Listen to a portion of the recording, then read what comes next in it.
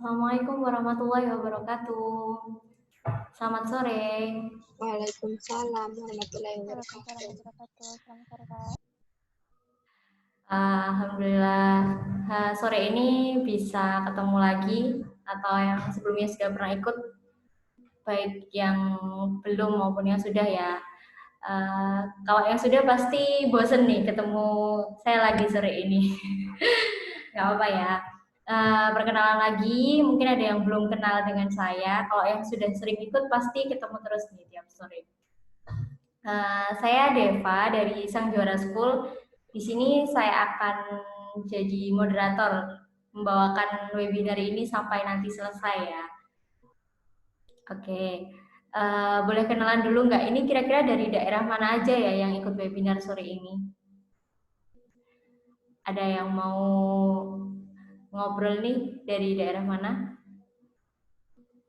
Jambi. Dari Jambi. Oke, yang lain dari mana? Jawa Barat. Dari Jawa Barat. Jauh-jauh ya. Ada yang lain lagi? Dari Dari Aceh. Blitar. Dari Blitar. Oke, Kak Wildan? Dari Aceh. Dari Aceh. Wah, mantap nih. Berbagai daerah berkumpul di sini sore ini. Ini pada kepo semua ya, gimana bisa kuliah di Turki ya? Iya. Oke, ini webinarnya menarik banget emang. Nanti harus disimak dengan baik ya. Nah, seperti biasa, sebelum materi kita masuk nanti, ini ada dari Sang Juara School dulu ya. Jadi mau menjelaskan dulu sedikit tentang informasi kuliah di Turki. Tapi memang sedikit saja karena nanti ada sesi yang lain juga. Karena ini sebenarnya sesinya kan sesi sharing dengan Kak Herlian ya. Ini kakaknya juga udah ada di sini loh. Oke, biar nggak lama-lama lagi ya. Ini Mbak arahkan ke Mbak Elma. Jadi Mbak Elma yang akan kasih informasi sedikit tentang kuliah di Turki. Silakan Mbak Elma. Makasih Mbak Deva. Halo dari semua. Assalamualaikum warahmatullahi wabarakatuh. Selamat sore. Gimana kabarnya nih? Semoga semua masih sehat-sehat terus ya. Alhamdulillah. Nah, perkenalkan nama Mbak Elma. Maaf ya nggak pakai video. Tapi tenang, Mbak janji akan kasih info yang lengkap nih hari ini tentang Turki. Nah, hari ini kita akan kumpul dan ngobrolin tentang gimana sih kuliah di Turki, apa aja syarat-syaratnya, dan gimana cara kalian supaya kalian bisa join untuk kuliah di Turki ini. Nah, bentar ya.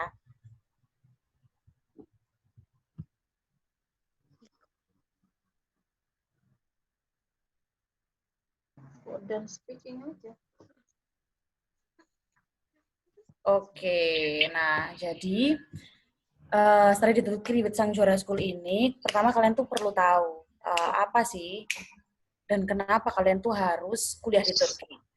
Nah, kita tahu kalau Turki itu merupakan negara yang menurut peta modern itu ada di tengah-tengah dunia. Jadi dengan sejarahnya Turki yang begitu panjang itu, Turki ini mampu mengakomodir bagian timur dunia ini di bagian barat. Jadi semua modelnya itu semua kultur, semua pendidikan itu tuh semua berkumpul di daerah Turki ini, gitu.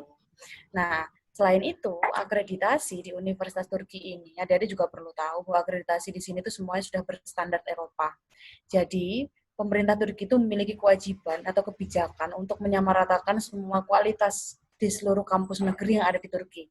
Baik itu di kampus lama maupun yang masih muda. Jadi nanti kalau memang adik-adik itu menemukan ada kampus yang ada di dalam listnya Sang Juara itu masih baru, adik-adik nggak perlu khawatir, karena semua kampus yang ada di Universitas Turki ini berkomitmen untuk memajukan pendidikan-pendidikan yang ada di Turki.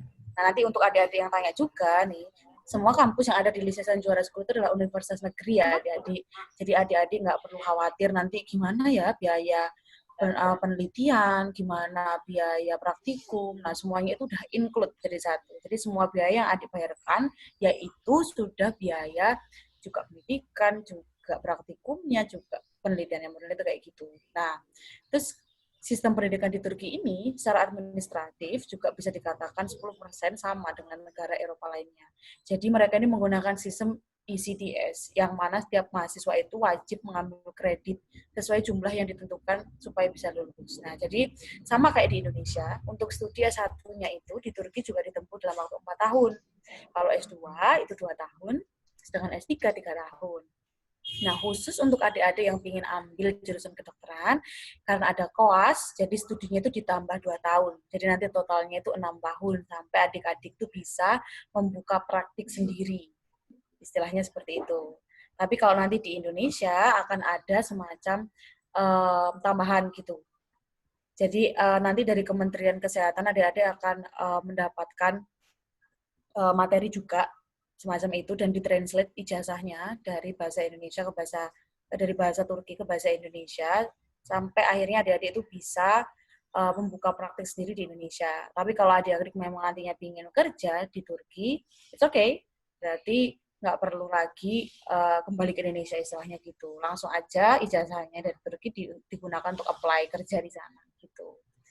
Nah, untuk biaya pendidikan di Turki ini ada universitas negeri dan swasta, sama seperti di Indonesia. Tapi universitas negerinya itu jauh lebih murah dibandingkan swastanya. Karena memang 90% universitas negeri di Turki itu disubsidi oleh pemerintah. Jadi nanti adik-adik akan menemukan teknik sipil yang biayanya itu hanya 1 juta. Beda banget, beda jauh banget sama di Indonesia jelasnya. Nah, ini karena Mbak ini cuma dikasih waktu 15 menit sama Mbak Deva, nah, sekarang langsung aja ya, Mbak kasih info tentang tanggal pendaftarannya. Sebenarnya, kuliah di Turki ini sudah dibuka sejak tanggal 10 Juli ya, tahun 2020. Jadi, bulan Maret itu kita udah dapat info kalau universitas ini sudah banyak yang buka. Tapi kalian kan memang waktu itu lagi fokus SBMPTN, kayak gitu. Nah, udah ada beberapa universitas ini yang sudah ditutup pendaftarannya. Nah, sekarang itu universitas yang masih buka itu tinggal 5 universitas ini. Jadi, tinggal Bursa Teknik University sampai Dumlupinar University. Jadi, nanti kalian bisa pilih 5 universitas ini. Nah, ini pun Bursa Teknik University udah ada beberapa siswa yang daftar dan hari ini memang terakhir pendaftaran Bursa Teknik University gitu. Jadi kalau adik-adik mau ingin daftar di Bursa Teknik, hari ini terakhir pendaftarannya ya. Nanti kalau memang nggak bisa, tenang aja, masih ada 4 universitas lain dengan berbagai macam jurusan. Biasanya ada juga loh jurusan teknik di Univ 4 ini. Nanti adik-adik bisa pilih itu kalau memang nggak nututin untuk daftar di Bursa Teknik gitu. Nah, selanjutnya apa aja nih syarat-syaratnya? Nah, syarat pendaftarannya gampang banget. Jadi adik-adik cuma perlu paspor. Jadi perlu mengumpulkan satu itu paspor. Terus nomor 2, kita butuh nilai rapor adik-adik mulai dari semester 1 sampai semester 6. Kemudian ijazahnya adik-adik ya, scan-nya kalau bisa scan berwarna, terus scan-nya yang bagus ya, sayang-sayang. Jadi fotonya dari atas, nggak apa-apa pakai cam scanner, it's okay. Cuma fotonya itu dari atas. Jadi kadang kan ada yang foto itu kayak dari samping, nilai kalian nggak begitu kelihatan. Nah, kalau bisa fotonya itu dari atas yang lurus, kayak gitu. Terus sama membayar biaya pendaftaran 3 juta, kayak gitu. Nah, nanti untuk prosesnya, sebelum kalian itu membayar biaya pendaftaran, nih kalian akan konsultasi dulu sama Mbak atau tim kurikulum Samjara School. Selain Mbak ada juga. Nah, nanti setelah dikonsultasi itu kalian akan tahu universitas apa sih yang cocok dengan nilai kalian dan apakah nilai kalian itu cukup untuk masuk di universitas itu gitu. Nanti kita akan kasih kalian solusi kalau memang nilai kalian nggak cukup dan kalau memang nilai kalian cukup kita akan lanjut untuk pendaftarannya kalau kalian sudah memenuhi semua persyaratan itu gitu. Nah, nanti apa aja yang dikonsultasiin, nah kalian silahkan tulis dulu supaya kalian bisa konsultasi sama Mbak gitu.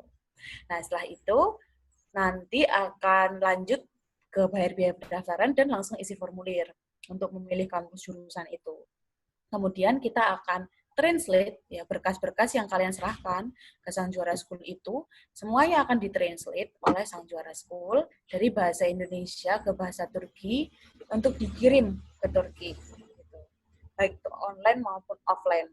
Sebenarnya untungnya mereka nggak minta file asli kayak ijazah kalian karena kan nggak mungkin mereka minta itu. Nah, akhirnya file aja Nah, kemudian kalian tinggal nunggu pengumuman nih. Setelah pengumumannya selesai, kalian baru bayar biaya daftar ulang. Nah, jadi biaya daftar ulangnya ini nggak dibayar di awal ya, Mbak. Biasanya ada beberapa adik yang tanya, Kak, biaya daftar ulangnya dibayar di awal atau di akhir? Di akhir dong. Nanti kalau sudah diterima, kalau belum diterima ya nggak perlu daftar, kayak gitu. Nah, terus untuk setelah diumumkan lulus juga, nanti proses visa dan keberangkatan kalian itu semuanya sudah diurus. Jadi, kalian itu nantinya nggak perlu khawatir waktu berangkat ke Turki ya. Biasanya kan kalian masih newbie nih, nggak ngerti lah Turki itu kayak gimana sih Kak sebenarnya. Nah, kalian nggak perlu khawatir karena tiket keberangkatan kalian itu nanti akan kita belikan. Kemudian visa kalian juga akan kami uruskan. Kemudian nanti ketika kalian sampai di Istanbul, di Bandara Istanbul sana, kalian tuh akan kami jemput. Kami jemput dan kami antar ke kota tujuan. Kami antar nggak cuma sampai di kotanya, masa sampai di kotanya. Nanti diantarnya sampai di tempat kalian nginep. Nah, selain itu kalian juga dapat asuransi kesehatan. Nanti kita tuh akan antar kalian itu sampai di asrama atau di rumah kalian. Terserah, kalian mau pilih apartemen atau pilih tinggal di asrama. Kalau asrama kan memang temennya banyak, ya bisa sharing-sharing gitu. Kalau di rumah mungkin lebih private, lebih suka lah ya, sendiri, biar nggak rame gitu. Nggak apa-apa, nanti kalian bisa konsultasi sama kita, kalian lebih prefer untuk tinggal di mana, kayak gitu. Nah, selain itu, kalian juga akan dapat penerjemahan dokumen ke bahasa Turki. Ini semuanya sudah include ketika kalian sudah diterima nanti. Kemudian ada biaya notaris dan legalisir dokumen itu kita yang uruskan, serta kita ada juga kasih kalian kursus bahasa Turki gratis selama 1 bulan. Jadi ketika kalian itu mau berangkat ke Turki sana, di Turki ini kan semua ini ya menggunakan bahasa Turki ya, semua perkuliahannya. Nah, sebelum kalian itu berangkat di Turki, selama 1 bulan kalian itu di Indonesia, kalian akan dapat kursus gratis dari Sang Jora School selama 1 bulan. Kursusnya ini sebenarnya basic sih. Jadi kalian itu akan dapat, kalian tahu kalau di bahasa Indonesia mungkin ada A, B, C, D, E, di Turki bahasanya akan lain. Nah, nanti kalian akan dapat basic itu dulu di Indonesia supaya kalian nggak kaget ketika datang ke Turki. Kemudian di tahun pertama kalian kuliah di Turki, kalian akan belajar bahasa full selama 1 tahun. Jadi nanti kalian tuh nggak perlu bingung istilahnya kayak gimana ya kan nanti kalau aku nggak bisa bagi waktu antara kuliah sama belajar bahasa, it's okay, nggak masalah. Karena apa? Karena pemerintah Turki itu sudah membuat kebijakan, jadi semua mahasiswa asing yang mau berkuliah di Turki harus belajar bahasa Turki selama 1 tahun. Jadi kalian nggak akan kuliah dulu. Jadi kalian sudah jadi mahasiswa di Turki. Cuma 1 tahun pertama kalian cuma akan belajar bahasa Turki aja. Baru di tahun kedua kalian langsung masuk ke kelas. Setelah kalian tuh lulus bahasa Turki itu. Istilahnya gitu. Tapi selama ini sepertinya nggak ada sama sekali mahasiswa Indonesia yang nggak bisa lulus bahasa Turki. Jadi kalian tenang aja. Karena udah banyak mahasiswa Indonesia yang bisa lulus, berarti kalian juga bisa gitu. Nah, gitu ya adik-adik. Nah, untuk pilihan universitasnya, ini ada beberapa universitas. Biasanya universitas yang menggunakan tes tulis itu Istanbul University, sama Uludag University, ini yang nomor 4 dari atas nih. Nah, kalau yang lainnya itu menggunakan seleksi berkas. Jadi, adik-adik nggak perlu tes lagi dengan menggunakan berkas ujian sekolah atau ujian nasional adik-adik, itu kita bisa daftarkan adik-adik untuk kuliah di Turki. Kayak gitu. Nah, kayaknya udah. Nah, ini untuk foto-foto ya bisa dilihat di PDF-nya kalau memang pengen lihat. Ini beberapa mahasiswa kita yang ada di sana. Terus ini mahasiswa-mahasiswa yang tergabung dalam PPI Bursa. Jadi ketika kalian kuliah di Turki, kalian akan gabung di Persatuan Pelajar Indonesia yang kuliah di Turki. Nah, nanti kalian bisa tanya-tanya nih ke narasumber kita, gimana sih Kak gabung di PPI? Kayak enak nggak sih kuliah di sana? Kayak gitu. Nah, kayaknya udah cukup segitu dulu ya. Ini udah berapa menit nih Mbak nih? Takut nanti kalian nggak bisa tanya. Mbak kembaliin ke Mbak Deva nih. Gimana Mbak Deva? Oke, terima kasih Mbak Elma. Sama. Oke, karena memang ini sesi dengan narasumber ya, jadi memang sesinya Mbak Elma sedikit aja.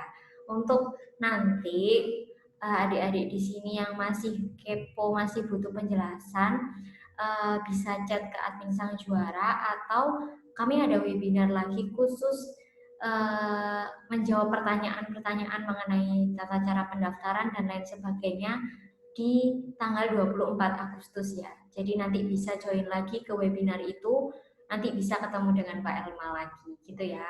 Karena kalau sekarang ini sesinya Kak Herlian nih. Kak Herlian udah di sini nih. Coba kita sapa dulu ya. Selamat sore Kak Herlian. Sore. Alhamdulillah baik. Apa kabar Kak? Alhamdulillah baik. Terima kasih ya Kak sudah menyempatkan waktunya mau isi webinar dari Sang Juara School nih sore ini. Iya, sama-sama. Oke, Biar bisa bagi-bagi pengalaman. baik Kak. Oke, sebelumnya saya perkenalkan dulu ya. Ini Kak Herlian ini mahasiswa teknik elektro, betul ya Kak? Iya, betul. Ya, betul. Jadi Kak Herlian ini mahasiswa teknik elektro dari Kirklareli University di Turki, gitu ya Kak. Oke, Iya. mungkin ini adik-adik udah pada nungguin, tapi sebelumnya Mbak pesen dulu, kalau nanti ada pertanyaan, misal di tengah-tengah Kak Herdian sedang menyampaikan apa yang sharing-sharing dari Kak Herdian ya, bisa disampaikan melalui chat ya. Nanti pertanyaannya akan Mbak bacakan di sesi tanya jawab. Jadi nanti memang tidak ada sesi open mic dari adik-adik sendiri, tapi pertanyaan disampaikan melalui chat ya. Oke, kalau takut lupa pertanyaannya bisa disampaikan melalui chat di tengah-tengah Kak Herlian menyampaikan nggak apa-apa gitu ya. Nanti akan disampaikan di sesi tanya jawab di akhir gitu. Oke adik-adik siap ya ini Kak Herlian silahkan. Oh iya. Baik, sebelumnya saya mau mengenalkan diri saya dulu. Nama saya Herlian Prestio. Saya asli orang Madiun, Jawa Timur. Pertama kali saya datang ke Turki itu ada 2 jalur. Yang pertama, jalur beasiswa, dan yang kedua itu jalur mandiri. Dikarenakan jalur beasiswa itu sangat ketat penyeleksiannya, akhirnya saya nggak diterima. Kemudian saya lewat jalur mandiri. Nah, di jalur mandiri ini yang menariknya apa? Ketika saya mau ke Turki itu, saya nggak sendiri. Nggak sendiri maksudnya di sini tuh, nggak sendiri apa aja ya berkasnya, apa aja yang harus diperlukan buat kuliah di Turki, nggak. Saya nggak sendiri. Saya dibantu oleh rekan-rekan saya, dan ada berbagai banyak lembaga juga yang menyediakan khusus jalur mandiri untuk melalui PTN-PTN yang di Turki gitu. Jadi jangan takut untuk sendiri, ya. Kalau pertama kali saya datang ke Turki itu, ya namanya orang Asia, namanya orang Indonesia, siapa sih yang nggak takjub, siapa sih yang nggak kenal namanya negara Turki, yang terkenal dengan Hagia Sophia-nya, Blue Mosque-nya, Konstantinopelnya, siapa yang nggak kenal dengan Turki. Begitu pula juga dengan yang lainnya pasti ya kan, merasa seperti itu. Saya pertama kali datang ke Turki itu sangat takjub, karena itu bagaikan mimpi bagi saya. Dulu saya tuh kayak merasa berangan-angan, bisa nggak sih saya kuliah di Turki ini, atau enggak ya kuliah di luar negeri lah. Biasanya kan rata-rata orang Indonesia itu kuliah itu yang paling terkenal biasanya tuh di Mesir, karena agamanya, atau di Madinah. Saya jarang sekali mendengar dari telinga saya sendiri untuk orang Indonesia yang kebanyakan kuliah di Turki. Dan akhirnya ketika saya merasa diri saya ini benar-benar bisa kuliah di Turki, itu sangat bangga buat saya sendiri. Khususnya saya benar-benar kayak, wah, Masya Allah banget. Ternyata ini nggak cuma mimpi gitu. Ternyata saya bukan mimpi, ini kenyataan. Saya bisa kuliah di Turki. Ya walaupun dengan jalur mandiri. Karena jujur jalur mandiri ini nggak semahal yang kalian pikirkan. Saya kira mungkin kuliah di Turki ketika lewat jalur mandiri tanpa non beasiswa itu mungkin bisa lebih di atas 50 juta atau 100 juta, atau ya pikiran kita pasti lebih mahal daripada di Indonesia. Tapi nyatanya enggak. Karena kenapa? Karena jujur pemerintah Turki itu sangat suka kepada mahasiswa yang non bangsa Turki. Karena kenapa? Karena kita disubsidi sekali. Ketika kita tidak mempunyai rumah tempat tinggal di Turki, mereka menyediakan asrama khusus orang asing yang di Turki, yang dekat sama universitas tersebut. Nah, jadi saya kira itu mahal. Ternyata tidak. ternyata tidak ya, itu sangat semuanya terjangkau sekali. Semuanya terjangkau, bahkan saya kira yang semuanya serba mahal, kehidupannya per bulannya mungkin bisa lebih dari 10 juta atau enggak lebih 15 juta per bulannya buat hidup saja, ternyata enggak. Kehidupan di Turki itu lumayan terjangkau ya. Rata-rata itu mungkin kalau bisa boleh saya bilang itu lebih murah daripada kehidupan untuk hidup di Indonesia. Karena satu, mungkin karena kurangnya bahan pangan, maksudnya bahan pangan ini kayak apa sih, kayak bumbu-bumbu yang lainnya. Jadi kebanyakan bahan pangan di Turki itu bahan pangan yang cepat saji. Jadi makanya banyak yang murah sekali di sini.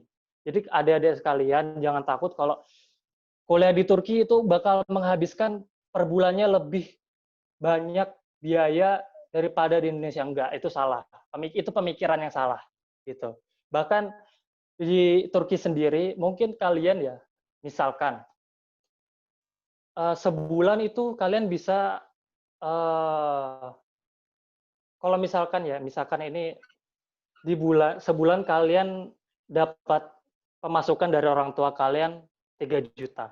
Nah, 3 juta itu udah sangat cukup sekali untuk biaya hidup kita di Turki karena akomodasi di Turki itu murah. Semuanya murah, dari bisnya, dari segala macamnya, karena rata-rata orang di Turki itu pasti menggunakan kendaraan umum gitu. Nggak mungkin naik kayak taksi, nggak. Itu pasti naik bis, kendaraan umum. Dan bis di Turki itu akomodasinya murah sekali. Tapi dari bapakku terjangkau. lek kepingin nang kono kudu ngekos. Lah sinting asa. SMA ngekos. Akhirnya ketika saya sudah di Turki, saya pun menuju universitas saya. Di sana saya benar-benar merintis karir hidup saya di Turki dengan status mahasiswa Indonesia di Turki. Di sana, saya pertama kali belajar bahasa Turki itu di Turkinya sendiri, nggak di Indonesia. Jadi pure di Turki, di Turkinya sendiri. Ketika kita memasuki kelas bahasa di Turki, jujur ya, guru-guru Turki itu jarang ada yang bisa ngomong pakai bahasa Inggris. Jadi kita benar-benar dipaksa di sana untuk memahami bahasa Turki tersebut. Ketika menjelaskan bahasa Turki, yaitu pakai bahasa Turki, nggak pakai bahasa Inggris. Gitu. Gurunya kita minta, Bu Guru atau Pak Guru, saya boleh minta dijelaskan dengan bahasa Inggris nggak? Mereka menolak. Mereka benar-benar memaksa kita untuk memahami bahasa Turki, mau itu mentah dan halus gitu. Mereka akan terus berlanjut. Kalian paham nggak paham akan dilanjutkan. Gitu. Makanya sebisa kalian itu benar-benar menekuni bahasa Turki, karena jujur bahasa Turki ini bahasa baku mereka. Di Turki sendiri itu orang Turki itu jarang ada yang bisa bahasa Inggris dan bahasa Arab. Mungkin bahasa Arab itu rata-rata orang yang datang dari luar negeri kayak Pakistan dan segala negara tetangga kayak Kazakhstan itu datang ke Turki, mungkin itu bisa bahasa Arab. Tapi rata-rata mereka negara orang Turki asli itu mereka nggak bisa bahasa Inggris dan bahasa Indonesia karena mereka menyegani bahasa mereka, membanggakan bahasa mereka sendiri. Maka dari itu turis-turis di sana itu mau nggak mau dipaksa. Penjelasan segala macamnya itu menggunakan bahasa Turki. Maka dari itu jangan disia-siakan kalau adik-adik sekalian benar-benar bersungguh-sungguh ingin kuliah di Turki. Setahun kalian untuk mempelajari bahasa Turki ditekuni gitu ya. Karena itu sangat sayang sekali kalau adik-adik sekalian tidak menekuninya. Tapi jangan takut ketika adik-adik sekalian kurang bisa memahami bahasa Turki. Banyak senior-senior kalian yang di univ-univ yang tersebar di segala penjuru kota Turki, itu banyak sekali senior kalian yang dari Indonesia. Jadi kalian jangan sungkan untuk minta bantuan dari senior kalian. Dan kita pun juga sendiri, biasanya ya, untuk para mahasiswa baru yang tiba di Turki pada tahun ajaran baru, biasanya kita pun juga akan membantu mereka dalam mengajarkan bahasa Turki ini tersebut. Karena kan pasti di kelas udah dijelasin pakai bahasa Turki, udah dijelasin panjang lebar sama gurunya, tapi kan masih nggak mengerti. Mana sisi sampingnya ada senior kalian yang bisa lebih memahami bahasa Turki tersebut, dan itu lebih memudahkan kalian untuk memahami bahasa Turki dalam waktu yang singkat. Ya, jadi jangan takut, itu pokoknya. Untuk lingkungan di Turki, karena beda kultur, kalian jangan takut ya. Maksudnya jangan takut, ya boleh lah awal-awal kaget. Karena jujur, saya akui negara Indonesia itu negara yang paling ramah di dunia, menurut saya ya. Karena ketika di Turki kalian nggak ada sopan santun, maksudnya kalian sopan santun di negara Turki, kalian dipandang oleh bangsa Turki tersebut yang di sana, itu tuh kayak, ini ngapain ya? Ini orang ngapain ya? Kok nunduk-nunduk biasa, salim tangan, cium tangan guru. Mereka kayak, ih, ini ngapain sih? Biasanya kayak gitu. Nah, kalian jangan kaget, karena di sana beda sekali kulturnya. Satu, di Indonesia mungkin ada jarak antara mahasiswa dan dosen, karena mahasiswa lebih menghormati seorang dosen. Tapi kalau di Turki tersebut, jarak antara dosen dan mahasiswa itu nggak ada. Mereka kayak pure bener-bener teman. Kadang ya saling mukul kepala. Oh iya, sorry ya. Mukul kepala di Turki ini adalah tanda kerabat yang artinya kalian tuh deket banget sama orang tersebut. Misalkan saya deket sama si A. Salamannya, nyapanya tuh bukan dengan hai, tapi dengan mukul kepala biasanya. Kayak gitu. Biasanya kalau orang Indonesia, kalau mukul kepala kayak ngajak berantem ya. Ini orang datang-datang tiba-tiba mukul kepala, tapi di Turki beda. Mukul kepala artinya itu kita tuh deket banget, kayak friendly banget lah gitu sama orang tersebut. Jadi jangan kaget. Cuman biasanya kita orang Indonesia tetap gak suka. Biasanya kita tetap ngejelasin, tolong jangan mukul kepala ya, karena mukul kepala di negara kami itu sangat terhormat gitu loh. Kayak sakral banget, tolong jangan dipukul. Biasanya kayak gitu. Kita ngejelasin baik-baik. Mereka juga biasanya nerima kok segala dari apa perbedaan dari budaya kita dan budaya mereka biasanya nerima gitu. Jadi jangan kaget ketika datang di Turki. Terus perbedaan bahan pangan di Turki dan bahan pangan di Indonesia. Jujur, bahan pangan di Turki itu mungkin ketika adik-adik sekalian tiba di Turki untuk pertama kali, mungkin adik-adik sekalian akan merasakan keganjelan dalam lidah kalian ya. Karena makanan di Turki itu condong lebih ke asam dan asin gitu. Tapi asamnya ini kayak asam acar dan lain-lain.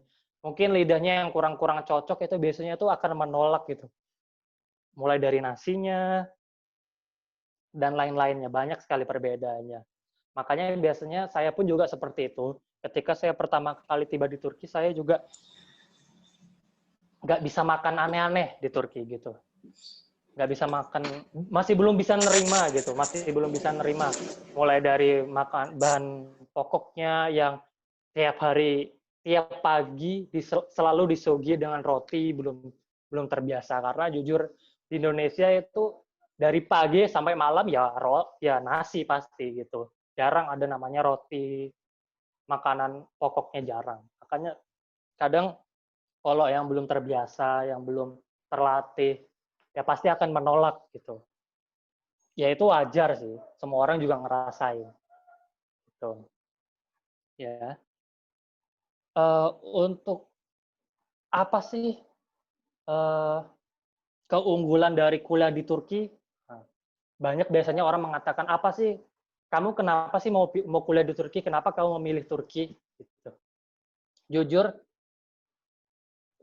kuliah di Turki itu sebenarnya bagus, sangat bagus.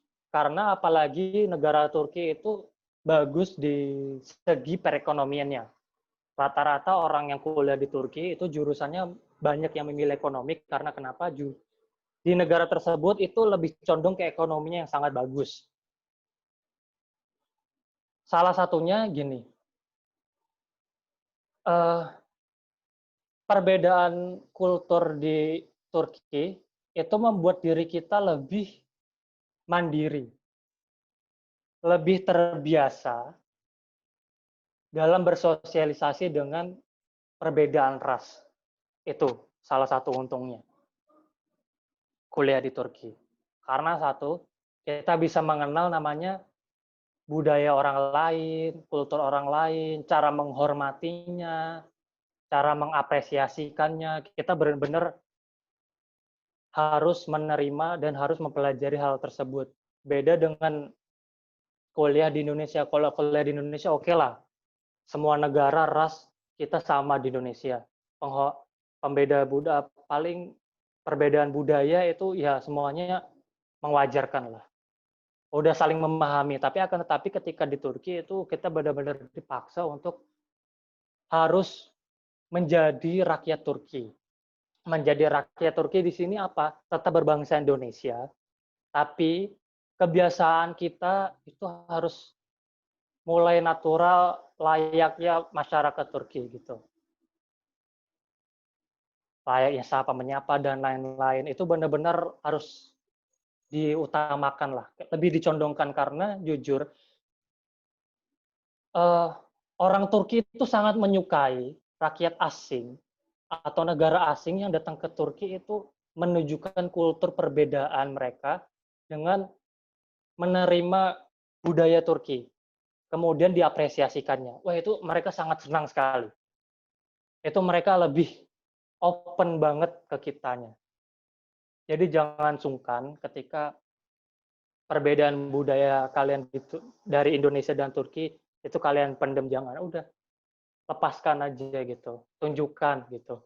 Biasanya kan kalau sholat kita ada yang pakai sarung dan lain-lain. Cuman kalau di Turki itu sholat ada yang pakai celana pendek dan lain-lain gitu. Dan di sana lebih kayak sholat itu harus pakai kaos kaki karena bukan harus ya sebenarnya. Itu mungkin kultur mereka. Karena setiap orang yang nggak sholat ketika dia nggak menggunakan kaos kaki itu mereka akan memandangnya ih jorok banget ya nggak pakai kaos kaki gitu. Karena itu udah emang kultur mereka dari sejak lahir mereka udah ditanamkan ketika sholat pakai kaos kaki gitu. Oh iya jangan kaget di sini tuh Islamnya mungkin agak sekuler ya. Sekuler ini maksudnya kenapa?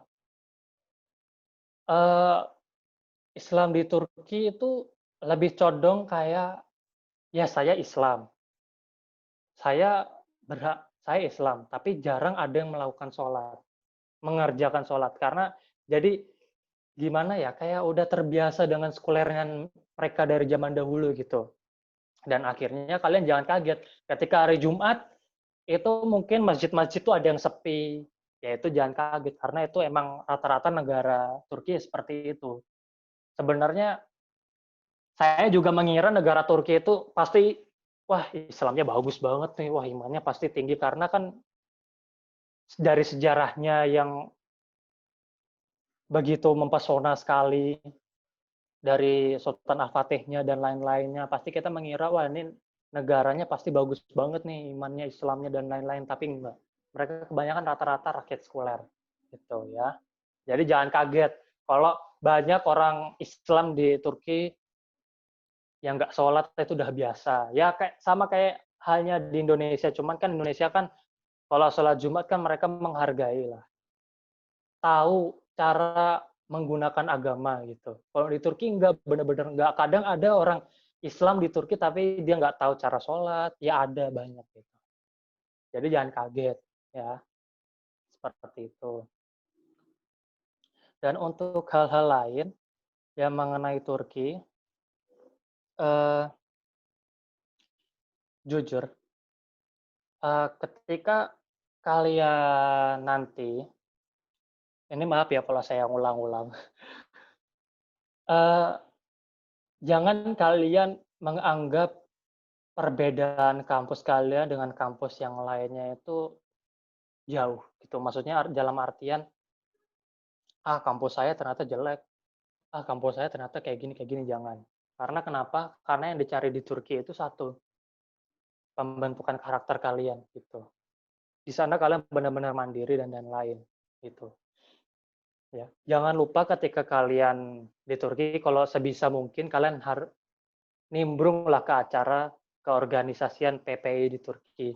Karena banyak PPI di setiap kota itu ada PPI-nya. Kalian jangan sungkan untuk masuk ke dalam asosiasi tersebut ya. Jangan sungkan karena di sana kalian lebih banyak mengenal keragaman kalian, kalian lebih bisa menentukan enaknya kalian itu gimana ke depannya, kalian enaknya kayak gimana. Mungkin selama ini adik-adik ya selama habis kuliah, setelah SMA, adik-adik pasti mikirnya, oh saya pengen kuliah di sini kayaknya enak, masih belum memikirkan masa depan. Tapi kalau ketika kalian sudah masuk ke dalam sebuah perkuliahan, kalian di tengah-tengah perkuliahan pasti akan bingung karena di satu sisi kalian ada yang merasa tiba-tiba, oh kok kayaknya saya nggak cocok ya sama fakultas saya, sama apa yang saya lakoni sekarang, gitu. Kalian masih belum mengenal. Nah, daripada itu, untuk mengantisipasi hal tersebut, sering-seringlah ikut acara PPI dan atau enggak asosiasi-asosiasi yang banyak sekali yang di Turki yang ada di Turki gitu. Jangan sungkan gitu. Siapa tahu dari sana kalian menemui goals kalian yang baru, ya kan? Menemukan apa yang sebenarnya kalian inginkan dari kalian kuliah di Turki. Mungkin rata-rata orang kuliah di Turki itu, wah gengsi nih, wah aku kuliah di Turki loh, gitu bukan di Indonesia. Rata-rata mungkin ada yang seperti itu. Tapi di satu sisi kalian juga pasti akan merasakan kok lama-lama saya melenceng dari goal saya melenceng dari apa yang saya inginkan untuk kuliah di Turki. Nah, daripada itu ya, saya mau wanti-wanti gitu untuk menjaga-jaga biar kalian lebih terarah gitu. Maksudnya lebih terarah, lebih ingin mengerti apa yang kalian inginkan tentang diri kalian gitu ya. Kemudian ini satu lagi. Ini agak sedikit sensitif ya. Kalian kalau dirasisin di Turki itu biasa aja udah. Kadang-kadang sih rata-rata orang Asia itu di Turki itu mungkin agak sedikit dirasisin ya karena efek corona kemarin. Jadi berusaha untuk biar terbiasa. Cuman sekarang semakin ke sini mereka udah terbiasa, udah biasa karena semakin mengurangnya COVID di negara Turki. Jujur di negara Turki ini COVID-nya alhamdulillah sudah mulai benar-benar netral. Karena penanggulangannya yang baik dari pemerintahnya dan masyarakatnya. Masyarakat Turki itu sangat saya apresiasikan sekali gitu. Jadi kalian jangan takut gitu kalau pertama kali kalian datang agak sedikit dipandang sebelah mata oleh warga negara Turki sendiri, jangan takut ya. Nanti lama-lama mereka akan terbiasa kok gitu. Mungkin itu ya yang bisa saya sampaikan sedikit pengalaman dari saya kuliah di Turki, pengalaman saya dan lain-lain gitu. Ya, itu saja mungkin yang bisa saya bagi sharing-sharing. Mungkin nanti dari adik-adik sekalian, kalau misalkan penjelasan saya kurang dapat dimengerti atau enggak ada yang sedikit ganjel di hati-hati adik-adik, kalau ada yang mau bertanya silakan bertanya ya. Saya mungkin bisa menjawabnya dengan sebisa mungkin saya. Ya, itu saja yang bisa saya sampaikan. Makasih sekali lagi karena di sini saya bisa berbagi pengetahuan hal-hal menarik tentang negara Turki yang mungkin bisa menjadi negara tujuan adik-adik sekalian untuk memulai jenjang kuliah sebagai orang kuliah. Ya, itu saja.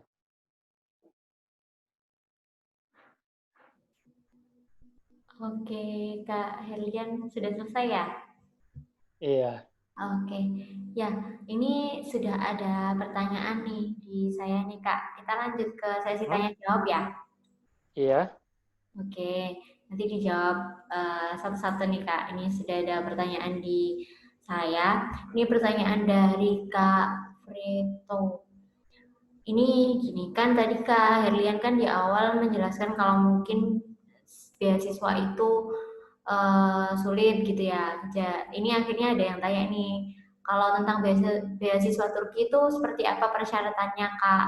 Detailnya mungkin bisa dijelaskan kenapa itu dianggap ini sulit atau mungkin memang lebih baik mendaftar mandiri begitu Kak? Karena jujur, ya itu bagus banget ya. Karena biasanya sih rata-rata orang Indonesia nyari beasiswa buat kuliah di negara asing. Jujur, yang daftar untuk beasiswa di sebuah kuliah di negara Turki itu banyak. Gak cuman dari Indonesia saja. Rata-rata ada dari negara asing, dan banyak sebagainya. Persyaratannya satu, ya otomatis pasti Inggris ya. Bahasa pengantarnya Inggris.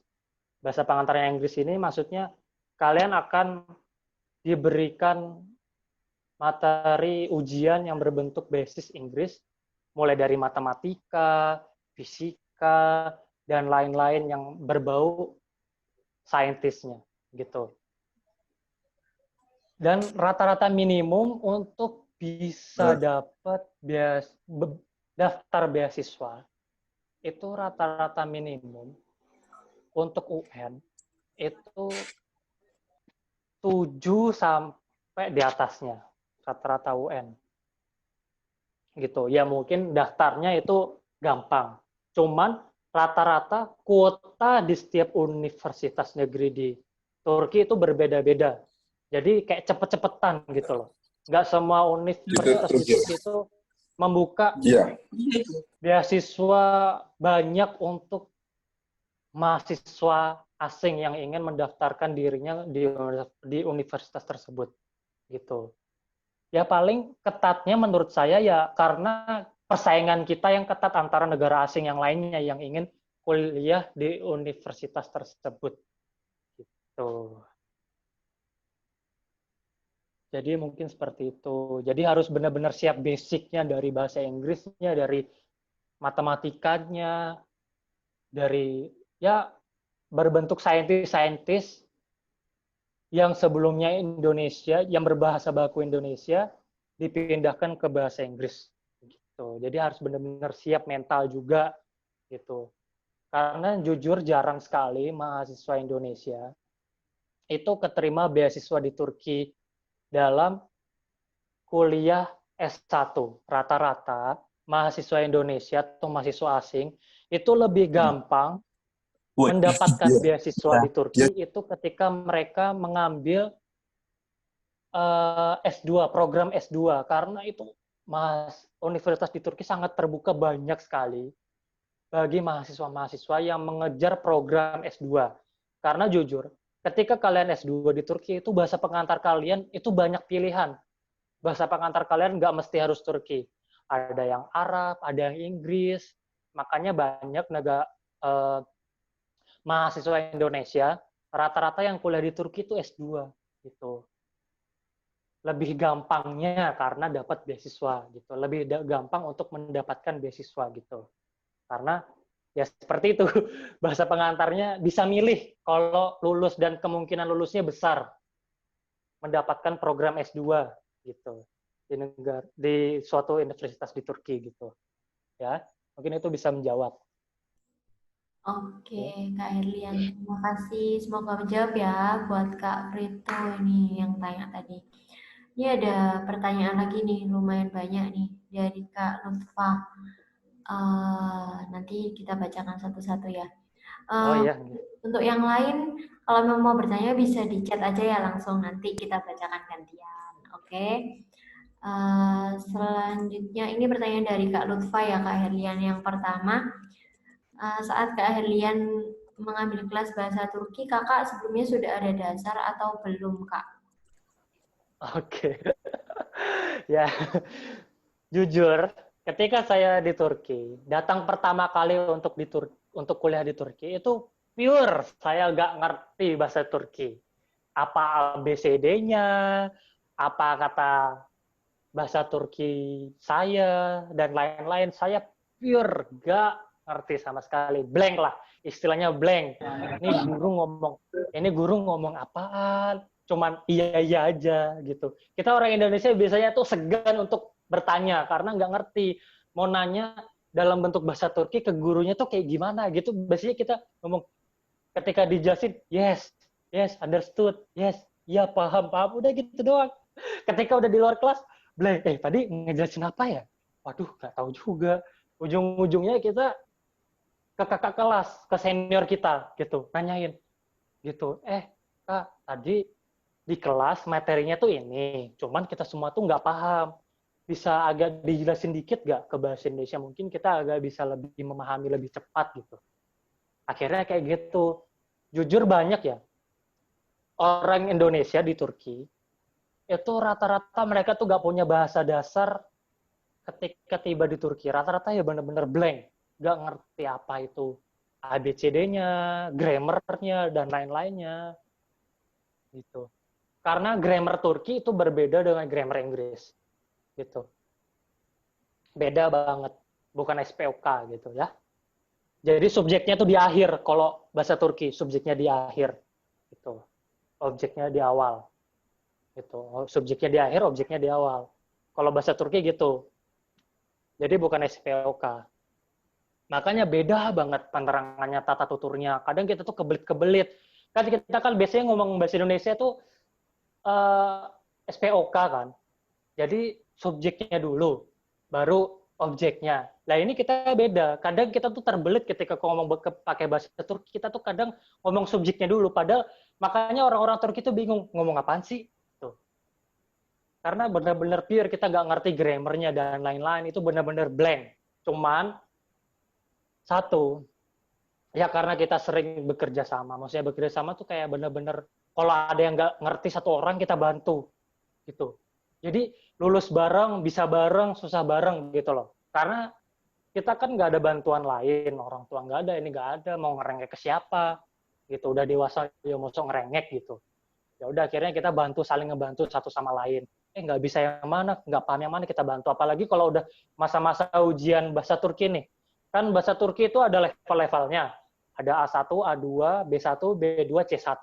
Biasanya rata-rata untuk standar bisa mulai kuliah di suatu universitas yang berbasis bahasa Turki, itu biasanya kalian harus minimal lulus ujian bahasa Turki itu B2 dan C1. Itu standar baru bisa mulai kuliah di universitas ya. Baru bisa mulai kuliah.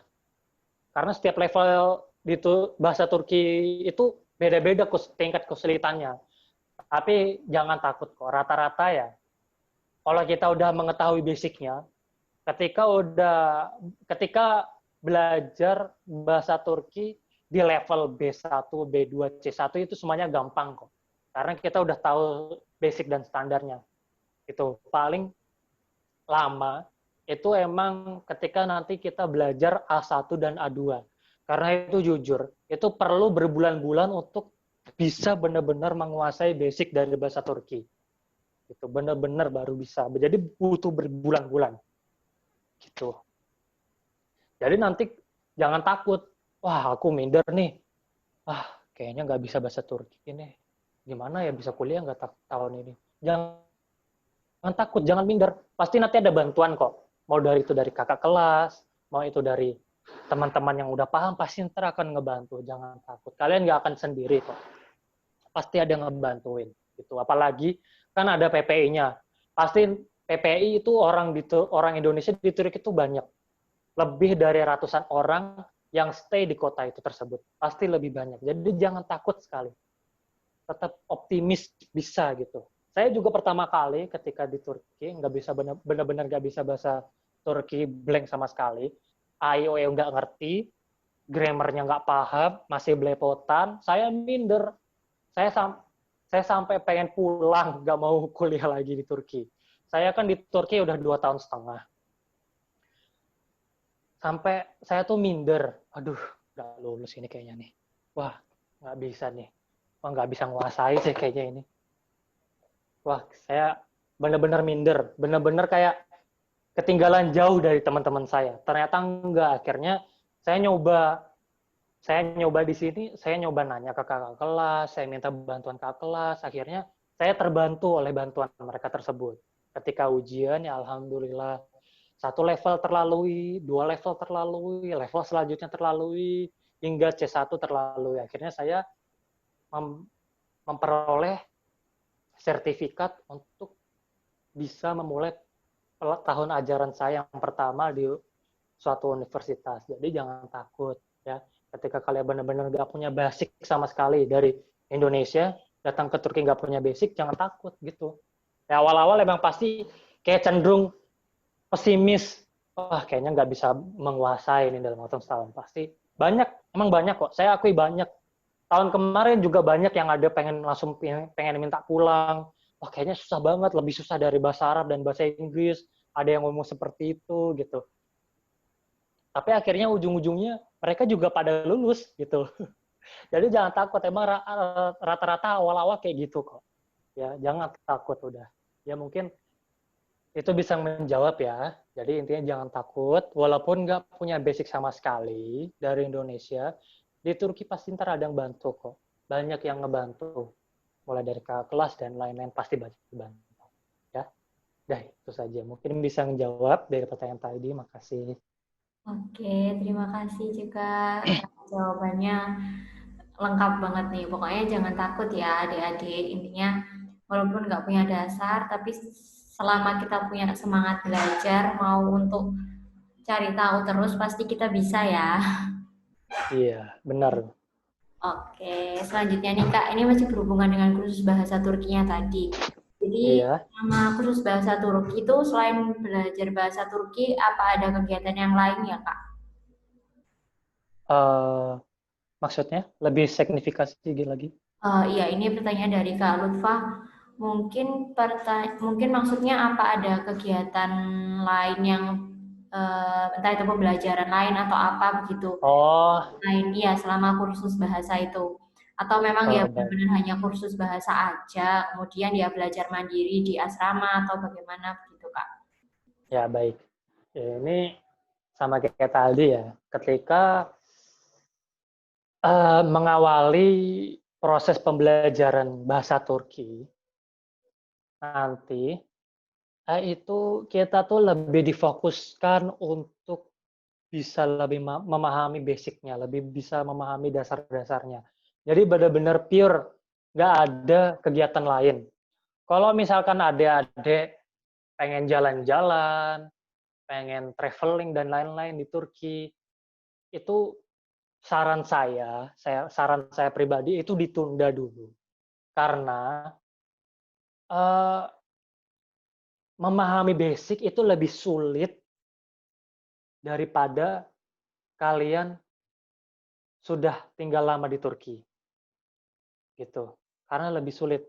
Kan rata-rata ya biasanya ada mahasiswa nih datang ke Turki, ketika tiba di Turki dia tuh ada yang males-malesan, pengennya traveling, pengen memamerkan kemegahan Turki, saya kuliah di Turki loh, saya kuliah dan lain-lain, saya kuliah di sini loh, saya kuliah di Turki loh dan lain-lain.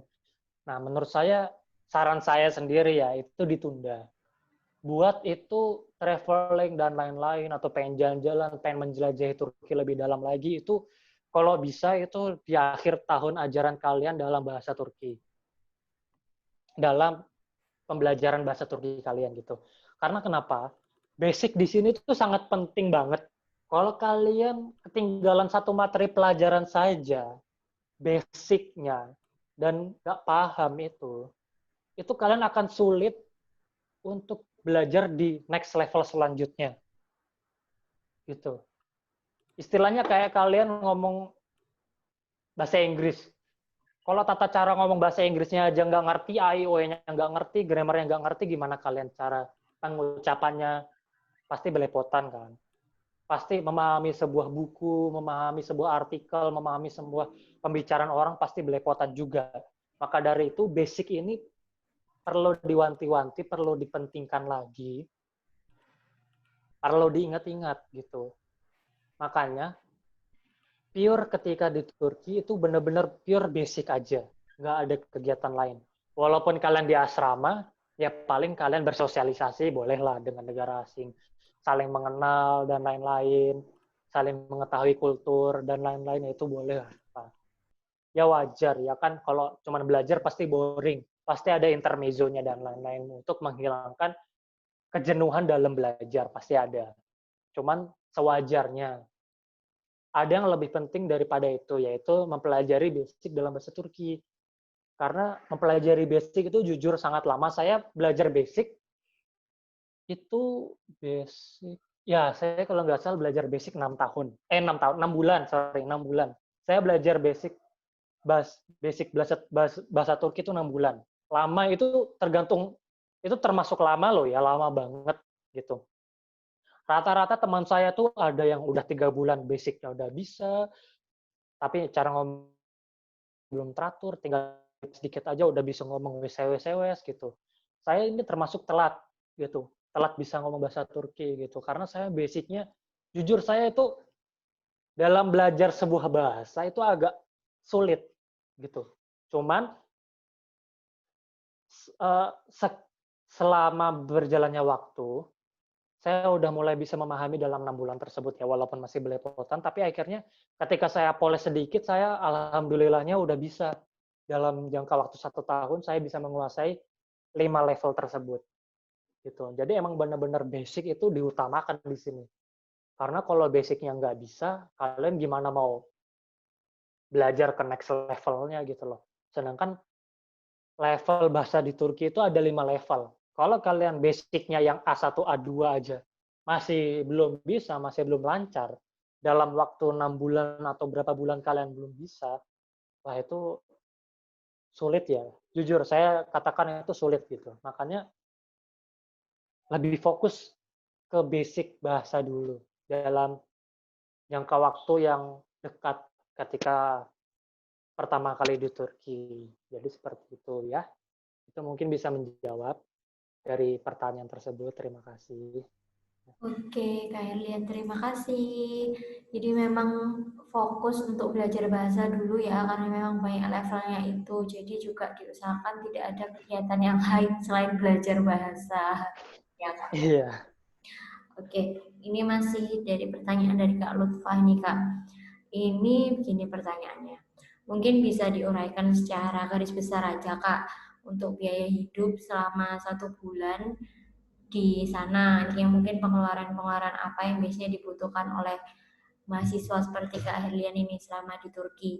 Dan di sana itu ketika di asrama, apakah satu asrama itu semuanya mahasiswa Indonesia atau bagaimana, Kak? Ya. Ketika nanti kalian misalkan dapat opsi diasramakan, kalian itu satu ruangan itu dicampur. Nggak cuman kalian mahasiswa Indonesia aja. Karena kalau mahasiswa Indonesia aja, nanti bahasa kalian nggak akan maju. Sehari-hari ya pakai bahasa Indonesia aja. Yang orang Jawa ngomong pakai bahasa Jawa ketika nanti di asrama, yang orang Sunda ngomong bahasa Sunda, yang orang lain ngomong pakai bahasa lainnya gitu. Pasti nanti nggak akan maju ketika di asrama. Jadi di asrama di Turki itu ada asrama khusus mahasiswa asing. Jadi mereka tuh akan dicampur. Ada yang dari negara Pakistan, Suriah, ada dari negara Amerika, dan lain-lain itu dicampur gitu. Jadi benar-benar nggak cuman kalian doang. Jadi kalian benar-benar dipaksa untuk bersosialisasi, mau nggak mau gitu. Saking beda budayanya, ya kalian harus menerima. Karena nanti ketika satu asrama, kalian jangan berharap, wah mudah-mudahan nanti aku sekamar sama kamu ya biar enak nih gitu. Enggak, jangan berharap kayak gitu ya. Pasti ntar akan beda gitu. Nggak akan bisa sama gitu. Untuk pengeluarannya tersendiri, kalau dirupiahkan ya, asrama di Turki itu karena dapat subsidi dari pemerintah untuk mahasiswa asing, itu murah banget. Murah banget. Kalau dirupiahkan, 700 ribuan. Ya 700 ribuan itu sebulan. Itu udah dapat makan. Makannya 2 ya. Makan pagi sama makan malam. Jadi makan siang kalian nyari sendiri karena karena siang pasti kalian ada di kelas, ada yang di universitas, ada yang di kampus, ada yang di luar dan lain-lain. Makanya pihak asrama nggak menyediakan. Jadi mereka menyediakan untuk sarapan pagi dan makan malam. Gitu. Itu 700 itu udah sama makan ya.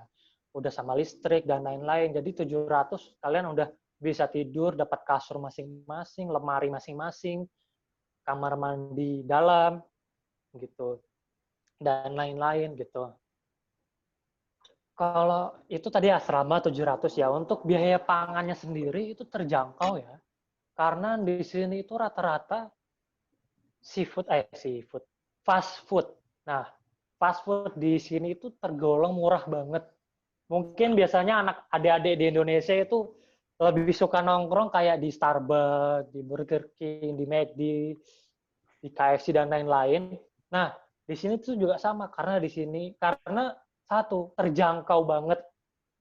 Kalau dirupiahin itu murah banget. Mungkin kalau di Starbucks ya kita bicara soal luasnya, secara gambaran luasnya. Mungkin kalau kalian sering nongkrong di Starbucks nih, yang anak-anak muda sekarang ya, adik-adik sekarang ini, mungkin satu gelas kopinya itu ada yang 60.000, ada yang 70.000. Nah, di Turki sendiri itu ada yang 15.000, 18.000 itu tergolong murah sekali dan lebih banyak murahnya gitu. Begitu pula juga dengan buah-buahan di sini, bahan pokoknya di sini, sayur-mayurnya di sini itu lebih terjangkau, lebih murah dari Indonesia gitu. Apalagi ya bahan pangan yang lainnya gitu. Cuman ya gitu aja, di Turki nggak ada bahan pokok kayak yang aromatik. Nah, yang aromatik nggak ada di sini kayak bawang dan bukan kayak bawang dan lainnya, bawang itu ada tetap. Cuman yang kayak berbau kayak gitu di sini tuh nggak ada karena jujur mereka tuh nggak suka bau-bau yang menyengat orang sini tuh, makanya kayak nggak ada, jarang gitu. Paling kalau mau ya ke pasar yang dimana penjualnya orang-orang Asia itu mungkin ada gitu. Jadi tergolong murah sih, terjangkau banget. Sebulan kalian itu cuman bayar 700 asrama. Sisanya tergantung kalian pengeluaran. Itu udah biaya pangan di asrama ya. Ini yang asrama. Kalau yang non asrama, yang rumah, itu mungkin agak sedikit mahal tapi tetap tergolong terjangkau. Karena kalian di sana itu pasti mau nggak mau kalau rumah pasti nimbrung dong sesama orang Indonesia. Pasti seperti itu. Nah, biasanya serumah saya juga di apartemen ini di rumah. Rumah saya itu ada 5 orang. Per orangnya itu mengumpulkan enggak nyampe.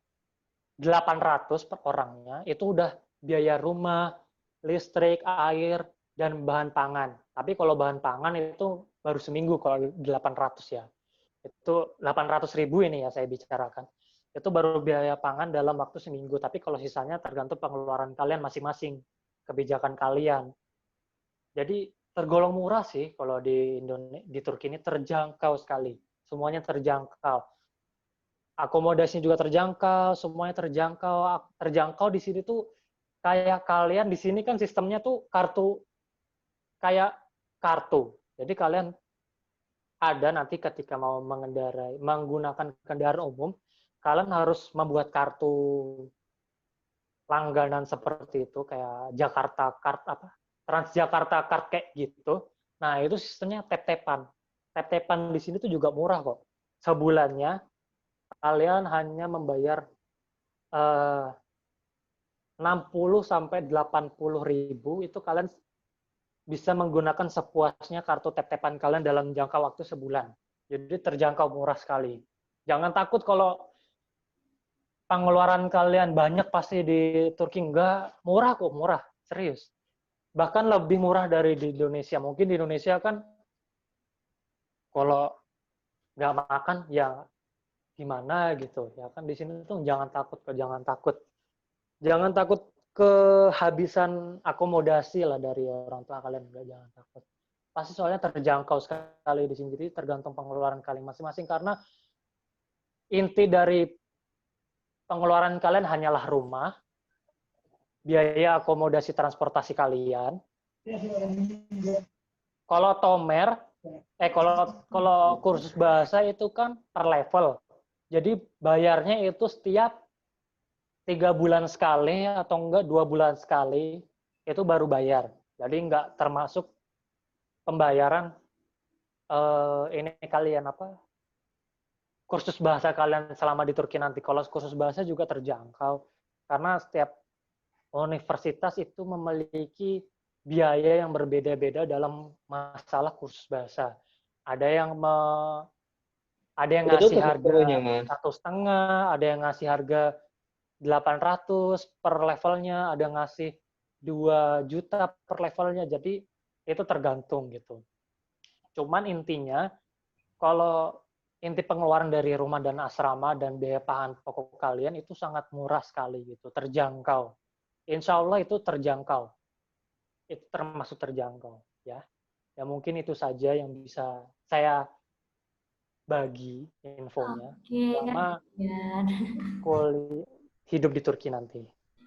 Baik, intinya murah ya Kak. Intinya Ya. nanti juga tergantung pengaturan pengeluaran pribadi juga. Kalau untuk tempat tinggal dan kebutuhan pribadi bisa dibilang lebih murah dibanding di Indonesia, begitu ya Kak? Iya. Oke, Benar Kak sekali. Herian. Aduh, masih bisa jawab nih ya Kak. Masih ada Iya, pertanyaan iya. lagi nih Kak. Kayaknya pada semangat banget ini pengen tahu gimana kuliah di Turki. Jadi banyak yang tanya nih. Ini selanjutnya nih dari Kak Fati di Jakarta. Boleh tanya mengenai jam perkuliahan di Turki bagaimana ya Kak? Apakah sama seperti di Indonesia atau tidak? Mungkin yang dimaksud durasi atau bisa jadi juga jadwalnya dari pagi sampai sore atau bagaimana? Mungkin bisa dijelaskan Kak Herlian jam perkuliahan di sana. Kalau untuk perkuliahan sendiri, kalau kelas bahasa ya, ini saya ngomong yang kelas bahasa dulu. Nanti selanjutnya perkuliahan. Jadi untuk kelas bahasa, kalian itu ada 2 jenis kursus kelas bahasa. Yang pertama selang-seling, yang kedua itu non-stop. Jadi non-stop sini kecuali weekend selalu masuk gitu. Ini ada 2 jenis kelas bahasa. Yang pertama, yang untuk non-stop dulu, non-stop ini maksudnya selain weekend ya, yang weekend nggak masuk karena weekendnya libur. Itu kalian start dari jam 9 sampai jam 3 sore. Itu untuk kelas bahasa ini yang non-stop. Sampai 3 sore. Nah, untuk yang selang-seling itu biasanya full day dari jam 9 sampai jam 6 sore atau enggak bisa tembus sampai jam 8 sore. Itu yang selang-seling karena dia selang-seling. Berbeda sama non-stop. Jadi sama jam pelajarannya sama-sama banyak, sama-sama 12 jam. Jadi cuman perbedaannya selang-seling gitu. Yang selang-seling seharinya itu bisa sampai 12 jam, bisa sampai iya benar, bisa sampai 12 jam, bisa sampai 10 jam, tapi kalau yang full yang non-stop yang nggak masuk yang Senin sampai Jumat itu biasanya jam 9 sampai jam 3 atau enggak jam 9 sampai jam 2 siang. Itu biasanya udah selesai. Itu untuk kelas bahasa. Kalau di sini kelas bahasa malam nggak ada ya, ditiadakan. Karena emang nggak ada. Kalau untuk kuliah sendiri, itu selang-seling. Kalau kelas saya masuk Senin itu jam 9 sampai jam 11. Kemudian masuk lagi jam 3 sampai jam 5. Selasanya, saya masuk jam 5 sore sampai jam 8 malam. Rabunya itu free, nggak ada mata kuliah, nggak ada perkuliahan. Kamisnya saya masuk dari jam 1 sampai jam 3, sampai jam 3 atau enggak jam 4, biasanya tergantung dosen. Jumatnya itu saya biasanya ada kelas dan nggak ada kelas. Jadi tergantung mata kuliah sendiri juga. Jadi di kuliah di Turki itu nggak full masuk free apa tuh everyday nggak masuk ke apa tuh nggak nonstop itu nggak pasti selang-seling. Ada yang masuk cuman 2 jam per harinya, ada yang masuk cuman per harinya 3 jam, ada yang 6 jam. Jadi beda-beda selang-seling. Setiap mata kuliah itu beda-beda. Setiap fakultas itu beda-beda. Ada yang cuman berapa jam per harinya, ada yang cuman sekian jam, ada yang seminggu cuman masuk 6 pertemuan, 4 pertemuan, 7 pertemuan gitu. Tapi selebihnya nanti kalian akan diberikan tugas dari dosen gitu. Biasanya seperti itu. Yang kalau kelas-kelasnya dikit kayak anak-anak arsitek, itu biasanya anak-anak arsitek itu kelasnya paling dikit. Karena mereka lebih banyak diberikan tugas sketsa dan lain-lain itu lebih banyak mereka. Lebih kayak mendalami sketsa gitu. Jadi kelas pelajaran mereka di kelas itu lebih dikit jadinya. Paling cuman seminggu itu cuman bisa dihitung jari, cuman 9 jam, bahkan cuman bisa 6 jam doang gitu dalam seminggu. Itu untuk yang kuliah di Turki. Apa tuh yang di Univ yang untuk waktu pelajaran ya. Jadi selang-seling kok, nggak full day gitu. Cuman kalau di Indonesia saya kurang paham ya, mungkin juga sama kayak di Turki kayak gitu juga. Selang-seling mungkin juga sama, saya juga kurang paham. Tapi intinya di Turki kayak gitu, di universitas nanti selang-seling. Ada jamnya masing-masing untuk setiap mata pelajaran gitu. Oke, ya itu mungkin bisa membantu ya. Terima kasih. Oke Kak, jadi intinya lihat jadwal juga ya, tergantung dari jadwal kuliahnya nanti juga ya. Iya. Ini ada pertanyaan lagi nih Kak, mengenai kuliah juga. Ini tapi waktu kita emang tinggal dikit ya. Yuk, yang ada pertanyaan, nanti kita pilih-pilih dulu ini. Ini pertanyaan yang selanjutnya ini, misal di sana ada praktikum nih Kak, apalagi Kak Herlian kan juga teknik nih. Yaitu apakah ada praktikum juga, dan memang kalau ada praktikum, apakah ada tambahan biaya yang dikeluarkan? Dan kalau memang ada biaya, itu kisaran berapa ya Kak? Kalau praktikum tersendiri ini biasanya itu nggak ada biaya sama sekali. Nggak dipungut biaya, karena itu udah disediakan sama universitas gitu. Cuman kebijakan universitas beda-beda ya. Tapi setahu saya, kalau emang benar-benar dipungut biaya itu paling paling banyak pasarannya aja ya. Ini mungkin saya juga kurang tahu karena di universitas saya itu praktikum itu non biaya, nggak dipungut biaya sama sekali. Cuman di universitas lain mungkin ada, mungkin ya. Saya juga kurang tahu, paling juga itu terjangkau mungkin, nggak mungkin berat-berat. Ya mungkin masih kisaran di bawah di angka 1 juta mungkin ada. Saya juga kurang paham kalau yang itu. Cuman kalau di universitas saya itu non biaya, sama sekali nggak ada biayanya gitu. Jadi nggak dipungut biaya. Jadi mungkin itu kalau emang benar-benar dipungut biaya, ya mungkin kisaran di bawah angka 1 juta mungkin ya. Karena kan kita kan disubsidi pemerintah, pasti biaya pun juga akan dibantu sebisa mungkin gitu oleh pemerintah. Seharusnya seperti itu.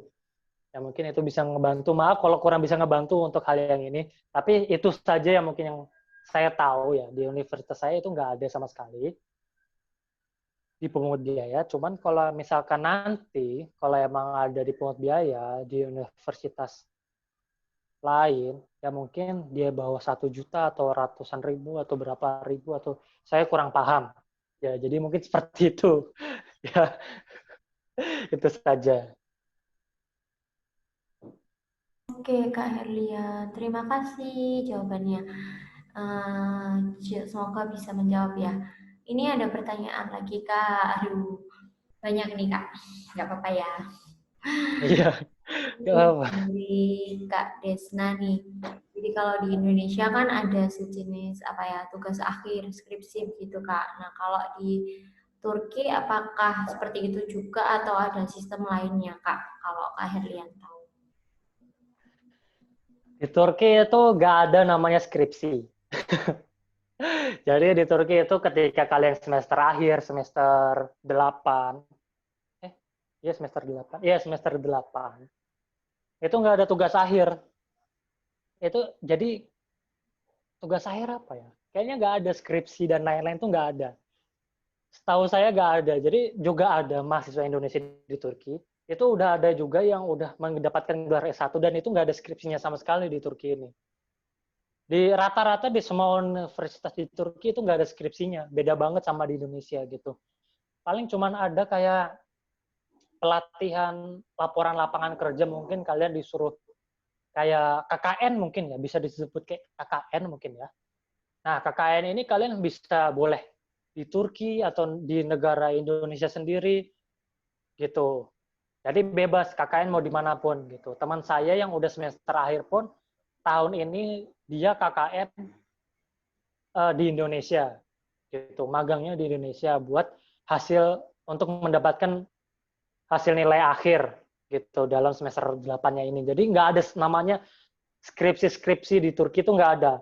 Insya Allah semua semua universitas di Turki itu nggak ada namanya skripsi. Tapi ada kayak KKN, kalau bisa disebut kayak KKN lah ya, gitu. Buat nilai tugas akhir gitu. Ya seperti itu. Mungkin itu bisa membantu menjawabnya ya. Terima kasih pertanyaannya. Oke, terima kasih Kak Herlian jawabannya juga. Jadi sistemnya begitu ya, beda bukan tugas akhir adik-adik. Nah, ini ada pertanyaan, nih kita anggap pertanyaan terakhir ya Kak. Untuk yang lain, teman-teman yang lain mungkin ada pertanyaan yang belum terjawab. Semoga kita bisa ketemu lagi nih. Nanti kita tanya lagi ya, Iya, karena iya. keterbatasan waktu. Baik, baik, baik. Jadi ini pertanyaan terakhir ya Kak. Ini pertanyaannya ini. Kalau di Indonesia satu semesternya kan terhitung 6 bulan Kak. Kalau di Turki sendiri itu hitungan satu semesternya berapa bulan? Apakah lebih sedikit atau lebih banyak atau sama? Hitungan semester di Turki itu tergantung musim. Jadi patokannya musim. Kalau udah musim dingin, kalau udah memasuki musim dingin itu berarti udah mau masuk akhir dari semester ganjil. Iya, semester ganjil. Tapi kalau udah memasuki musim panas, tapi kalau udah mau memasuki sebelum mulainya musim panas itu udah akhir dari semester genap. Jadi gimana yang hitungnya ya? Kalau 6 bulan sih nggak nyampe ya. Nggak nyampe setahu saya. Nggak nyampe. Kadang semester genap itu bisa cuma 4 bulan, 3 bulan gitu. Kadang bisa seperti itu. Kadang paling kalau yang agak sedikit berasa agak lamanya mungkin di semester genap nanti. Soalnya kan perjalanan ke musim panas itu agak lumayan lama. Jadi mungkin agak kerasa lamanya durasi kuliah mungkin di sana karena agak mungkin bisa lebih dari 6 bulan, mungkin 6 bulan pas, mungkin 7 bulan gitu. Cuman tapi kalau menuju ke semester ganjil itu nggak kerasa gitu karena masuk ke musim dingin itu sebentar banget gitu. Ya 3 bulan mungkin 4 bulan. Jadi nggak 1 semester 6 bulan nggak nyampe. Jadi itu hitungannya musim ya. Ketika udah memasuki musim dingin itu udah akhir dari semester ganjil. Tapi kalau udah mau memasuki musim panas, sebelum masuknya musim panas itu seharusnya akhir dari semester genap di situ. Perbedaan musim itu di Turki 3 bulan. Dari gugur, semi, dingin, panas, itu 3 bulan. Gitu, jadi dihitung sendiri aja sih. Rata-rata seperti itu. Jadi kalau emang kan bentar lagi mau musim dingin nih, wah berarti bentar lagi kuliah mau selesai yang di semester ganjil. Tapi kalau udah memasuki tahap akhir dari musim gugur, iya gugur, itu mungkin mau masuk tahap ini apa?